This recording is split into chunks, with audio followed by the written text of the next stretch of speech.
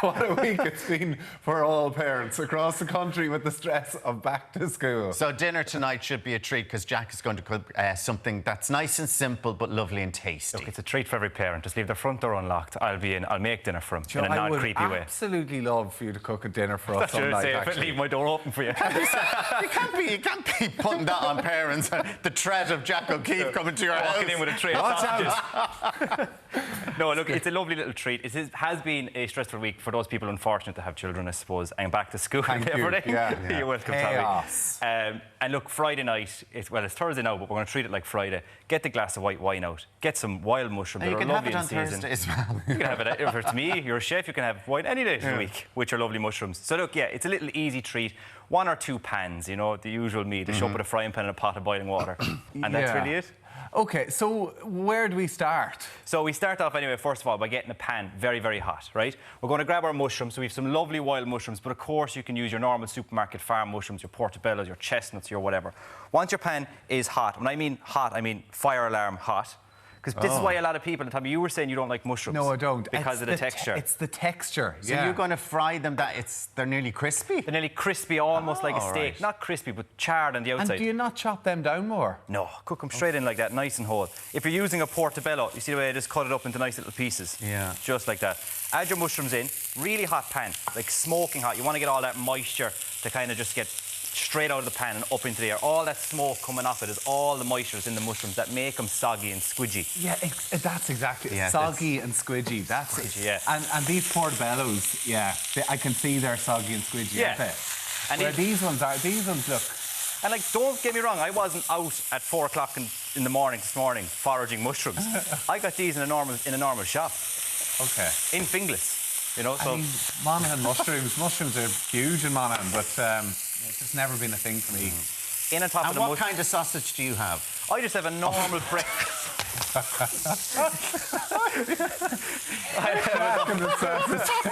not getting to the sausages yet, Alan. Chill out, will you? We knew it was going to happen. I mean, is it a fork sausage? A fork? A fork sausage? Right. Let's focus. Get out your pork sausage there. No, stop it. Is it a pork sausage? Yeah. Because you know, like, people are getting, the old traditional pork sausage is getting left behind and it's chive and this and all this. Look, you can use it. You can get a proper big, chunky Italian sausage if you want, with loads of garlic and herbs inside and everything.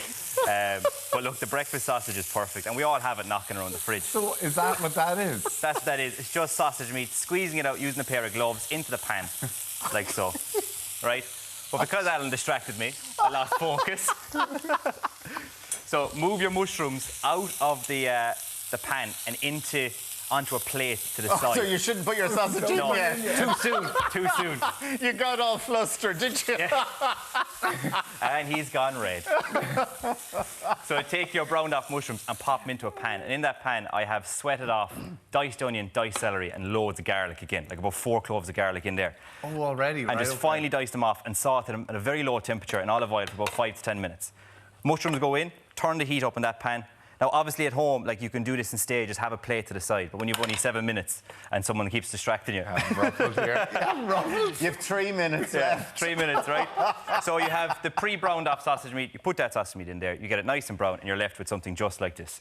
Pop it in. So it just resembles a mince. You just squash it down as it's cooking. It should take about 5 to 6 minutes to cook down. Okay. Into the other hot pan. I'll move it up here so you can see it better. Beautiful. Now, that goes in. Pasta is cooked in a pot for about, look, read your packet instructions, but usually about 8 minutes. Pre-prepared loads of this. So you had the pasta on early. What did you pre-do the sweat down? You had so I just onions? took some onion, some celery, and a little bit and a lot of garlic. So you and kind of sweated all that down, and then you go mushrooms, and then you add the sausage, and then you add. If I was doing this at home, grab a pan, get it hot. Cook your mushrooms first, take your mushrooms off onto a plate. Okay. Then put your meat in, get your meat brown onto the plate with the mushrooms. Oh, okay. And then you go diced onion, diced celery, garlic. Oh, everything and in then back in. So then you have a one-pan dish. Okay, great. Once that goes back into the pan and starts getting nice and hot. So you're frying up the pasta as well, then? Just sautéing it off with all that flavour so it soaks up into it. little bit of white wine, a good white wine, not cooking wine or any cheap stuff, the really good stuff. Okay. What do you call good stuff now? Look, set a boundary of like... yeah, don't go... $4.99 a bottle. I may be from Cork.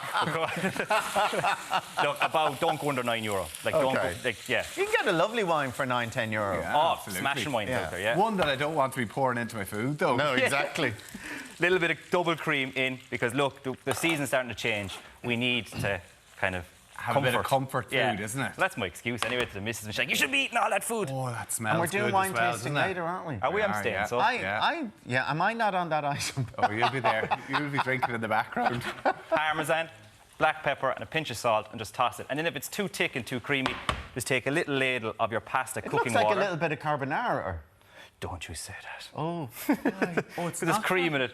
I went off here on a rampage a few weeks back about carbonara, and like it has to be authentic. It has to be this. It has to be that. But yeah, look, it looks like your Irish restaurant carbonara.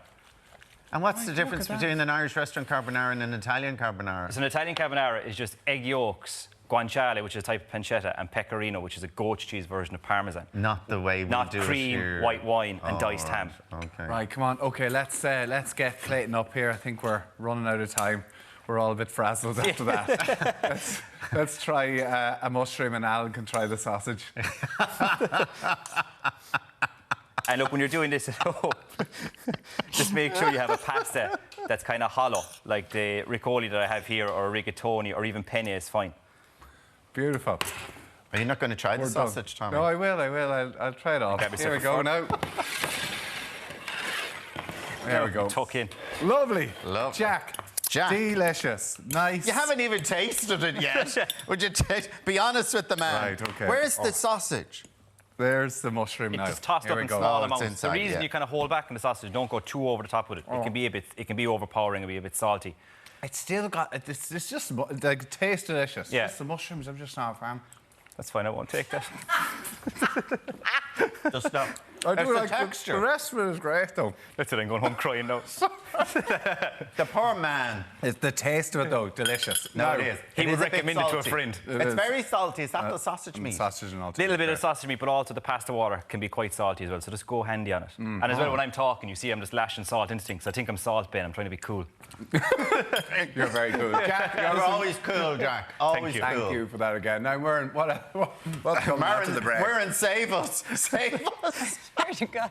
If you do breakfast TV innuendo bingo, you're done for the rest of your life after that segment. I'll tell you that much. Alan, calm down. Coming up, we'll be hearing from two inner-city Dublin lads who are changing perceptions, one podcast at a time. We'll see you back here very shortly.